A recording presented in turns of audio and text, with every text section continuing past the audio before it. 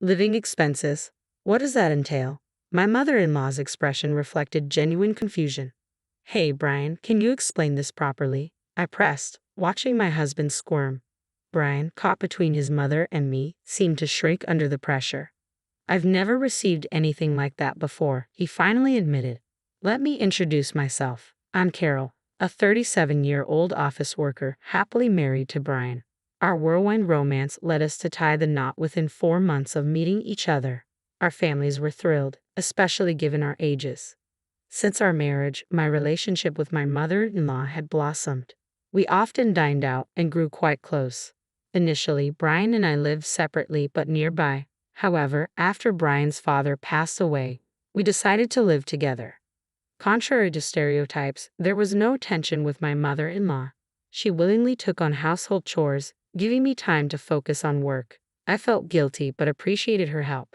To show my gratitude, I provided her with some living expenses through Brian. Yet as Brian's appetite grew, I worried about whether our budget was sufficient. So, I broached the topic with him, suggesting we increase the allowance for his mother. I think we should increase the living expenses we give to your mom, I said, especially considering how much you've been eating lately and she's been doing all the cooking and cleaning. Brian seemed hesitant but eventually agreed, sharing my sentiment about showing appreciation tangibly. As I nodded in approval, little did I know that life was about to take an unexpected turn. Just a short while later, I found myself in a severe accident after colliding with a bike at an intersection. I found myself hospitalized for 2 weeks due to a fractured bone. On the first day, my husband brought me some essentials. Are you okay? It looks painful. I'll let my mom know, he said. That would be great, thanks, I replied. In my shared hospital room, I couldn't make calls, so I asked my husband to inform his mother that I'd contact her once I was able to move. Sure, I got it, he cheerfully responded before heading home. A week went by, and neither my husband nor my mother-in-law showed up. Despite my expectations, there was no contact from either of them. Concern gnawed at me, but I reassured myself, thinking it was just my husband being his usual forgetful self. Then, I tried calling. My husband didn't answer, which I chalked up to him being busy at work. Next, I rang my mother-in-law. Hi, mother-in-law. You must have heard from Brian, but I'll be in the hospital for another week, so I'll need some fresh clothes, I said. Hospitalized. What happened? An injury? Illness? Her flustered response made me uneasy. As I pondered, I realized she hadn't been informed. But why? If my husband forgot, she would have noticed my absence and called me immediately. Minutes later, she arrived, visibly exhausted. She explained Brian's absence, mentioning a sudden 2-week business trip. Thank you for coming, mother-in-law. What did you hear from Brian? I asked. He said he was going on a business trip for 2 weeks. It was sudden, she replied. That's when it hit me. Brian, an illustrator who preferred working from home, planned a sudden business trip. It didn't add up. Unless something significant arose, he wouldn't leave, even for local meetings. My mind raced with possibilities, including the unsettling thought that he might be cheating on me. I know for a fact that our company doesn't arrange meetings requiring business trips. How? Well, it's simple. I work there too, as an administrative staff member. Are you okay? You look pale. Are you feeling unwell? My mother-in-law asked, concern etched on her face. Our company wouldn't send Brian on a business trip. That's the job of the sales team. I'm an admin, so I don't go on business trips either, I explained, watching her reaction. Her puzzled expression spoke volumes. In other words, Brian lied. It had been a week since his unexplained absence and there was no official notification. I couldn't help but wonder where he really was. He left his injured wife in the hospital and lied to me. Did Brian tell you where he was going on business? I inquired. Come to think of it, he mentioned staying in a hotel in Miami arranged by the company, my mother-in-law replied, pulling up the hotel's website on her smartphone. As I glanced at the screen, my heart sank. It was the same hotel where we celebrated our wedding anniversary, a place far too extravagant for a company-funded trip. A throbbing headache began to surface, fueled by the realization of Brian's sloppy alibi. Mother-in-law, this is difficult to say, but Brian might be cheating, I confessed. What? Brian? Her disbelief echoed in the room. But this does seem suspicious, she conceded, her expression shifting. Isn't this the hotel? Hold on, let's confirm if he's really there, she suggested, disappearing for a moment. After what felt like an eternity, she returned, a smirk playing on her lips. They said they'll check it out for me first. We need to verify the facts, she announced. As we waited, about 10 anxious minutes passed by. When I received a call from my mother-in-law, the news was shocking. Brian, my husband, seemed to be spending the night at that hotel, and with another woman, no less.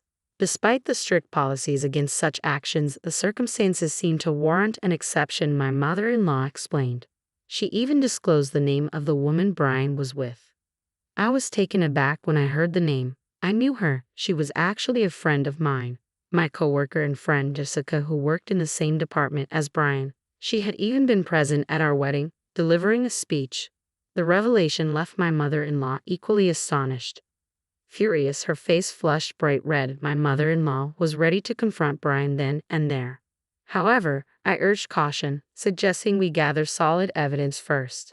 We decided to hire a private detective. After that, I'm filing for divorce. I can't tolerate a man who cheats with my friend. I plan to seek alimony, so I apologize for any inconvenience this may cause you, mother-in-law, I explained. Don't worry about it. I'll give that idiot son of mine a piece of my mind. How dare he betray such a good wife? When he comes back, he'll get a thrashing, my mother-in-law declared angrily, her words offering me some solace. Feeling somewhat uplifted by her support, I began searching for a private detective. A relative of my mother-in-law recommended a reputable detective agency, and I promptly hired them. When I received the report, I couldn't help but laugh. It turned out that my friend Jessica had been posing as Brian's wife while they were away on location, 3 days before my scheduled discharge from the hospital. I dialed Brian's number, keeping it a secret that my mother-in-law was aware of the situation. How are you feeling? I inquired. I'm sorry, I've been too busy to visit. I'll definitely pick you up on your discharge day. Do you need anything? He responded. No, I'm fine. Sorry for bothering you while you're so busy. Apparently, my recovery is taking longer, so my discharge date has been extended. I'm just calling to let you know. I'm borrowing things like pajamas from the hospital, so no need to worry. Looks like I'll be discharged a week from now, I explained.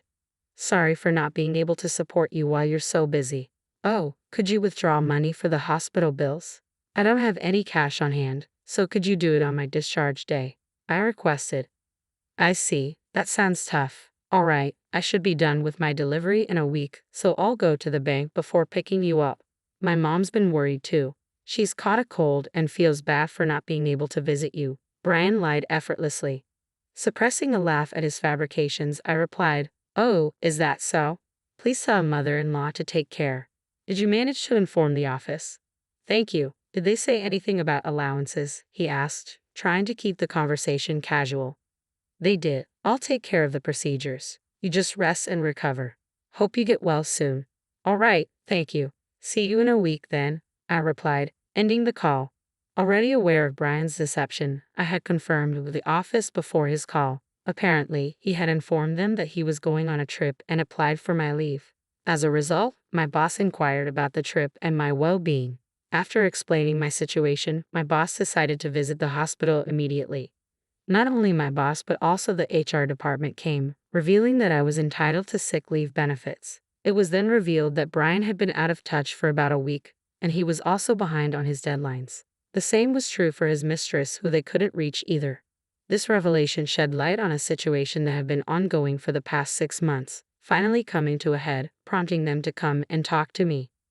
I informed my bosses that I preferred they didn't mention the situation to Brian or his mistress until a week later. After that, they were free to impose any necessary punishment. Following the plan, I was discharged from the hospital. It appeared that Brian had submitted another application for my paid leave. His mother, my mother-in-law, received a call from him, stating that his business trip was extended. Despite my extended hospital stay due to my illness, he was prolonging his vacation with his mistress. It became evident that there was no love left for me, leaving me feeling saddened. Deciding to take my paid leave as initially planned, my boss assured me to take all the time I needed until Brian returned. My mother-in-law and I prepared ourselves to confront him. The day before I intended to inform Brian about my discharge from the hospital, I called him. Hello, how's your mother doing? I inquired.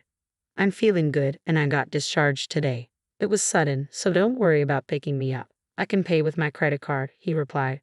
You're working today, right, Brian? I pressed. Yeah, I have a meeting soon and another one tonight, so I won't be home until late. Sorry, he said. That's fine, don't worry about it. I'll take a taxi home, I assured him. Suppressing a laugh at the background noise of a shopping center announcement during his call, I calmly hung up the phone and activated the voice recorder. I had received word from the detective that Brian planned to go shopping today, so I deliberately called him during that time. Upon checking the voice recorder, Brian's voice and the background announcement were distinctly captured. Apparently, Brian had contacted my mother-in-law, claiming he was on vacation with a friend. He'd insisted it was a working vacation, a sort of half-truth, and mentioned I had given my approval, omitting the details of my hospitalizations to spare her worry. Brian's absurd excuses left me chuckling.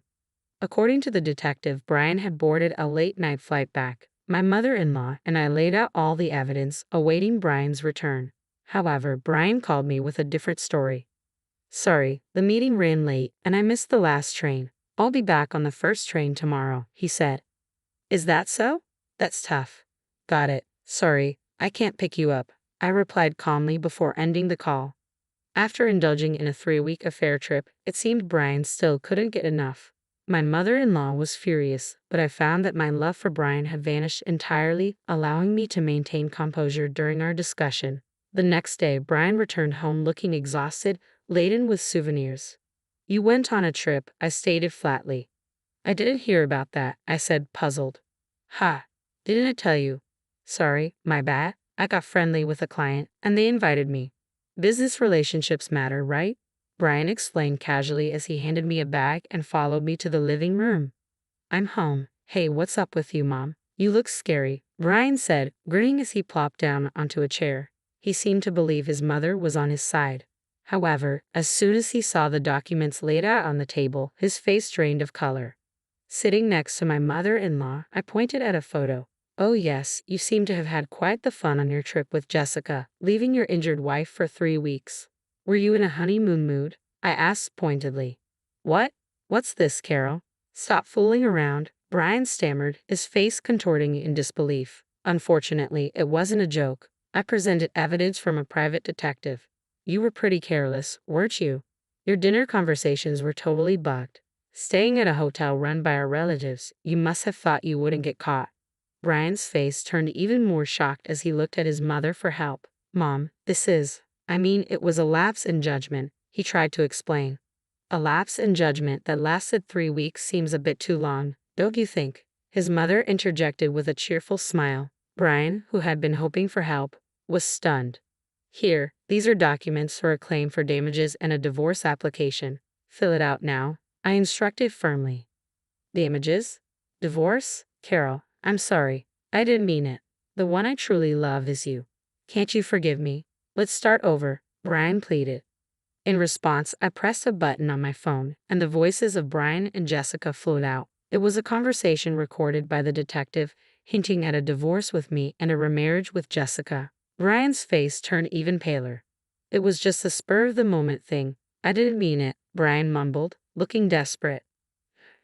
I couldn't care less, really, I replied, handing him the documents and urging him to write. Please forgive me. I can't afford to pay any damages. Well, that's what happens when you splurge like that.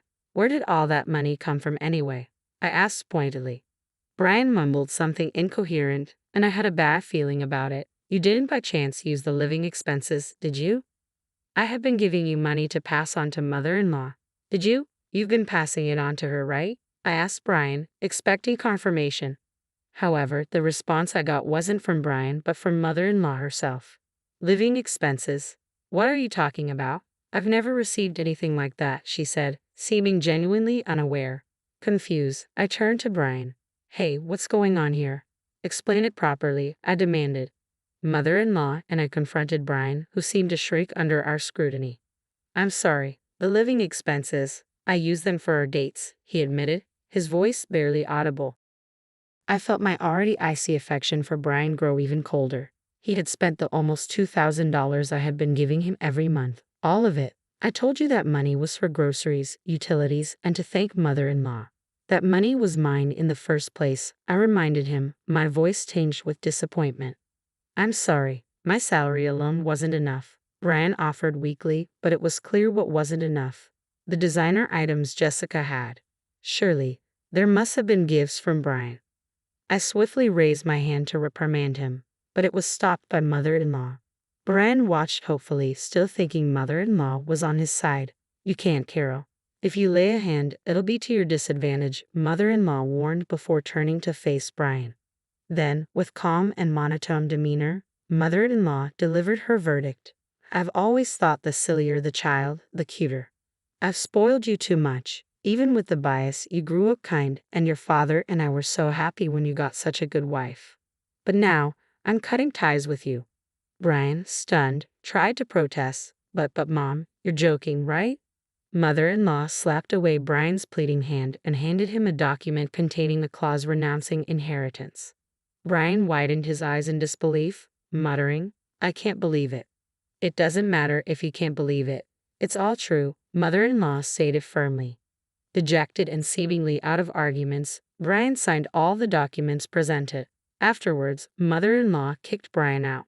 He had apparently been misusing company entertainment expenses and was claimed for reimbursement by the company. Brian ended up living in an apartment without a bath, forced into a poor lifestyle after paying alimony and facing reimbursement claims. I claimed alimony from his mistress, Jessica, who, as it turned out, was married. Her husband was away on business, so I contacted him through social media and claimed alimony. As a result, Jessica avoided divorce but had to quit her job, forced to live with her husband's family in a rural area without internet connection, where she was made to work from dawn till dusk. Having lost my parents early, I ended up being adopted by mother-in-law. Initially reluctant because of Brian's infidelity, mother-in-law eventually accepted, and we sold the house, buying a new one just for the two of us. I want to take good care of mother-in-law until the end.